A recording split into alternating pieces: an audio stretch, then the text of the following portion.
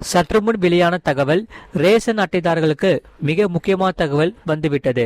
தமிழகம் முழுவதும் 2,23,00,000 குடும்ப அட்டைதாரர்களுக்கு அத்தியாவசிய உணவுப் பொருட்கள் விற்பனை செய்யப்படுகிறது.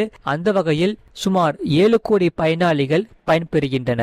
கடந்த சில தினங்களாக புதிய ரேஷன் கார்டுகள் பெறுவதற்காக பெயர் நீக்கம் செய்யப்பட்டவர்கள், உயிரிழந்தவர்கள் ஆகியோரது பெயர்கள் மூலம் உணவுப் பொருட்கள் இன்னும் சிலர் வாங்கி வருவதாக சொல்லப்படுகிறது. இதையடுத்து அனைத்து ரேஷன் கார்டுதாரர்களும் EKYC எனப்படும் கைரேகை அடிப்படையிலான சரிபார்ப்பினை மேற்கொள்ள வேண்டும் என்று மத்திய அரசு அறிவுறுத்தி உள்ளது.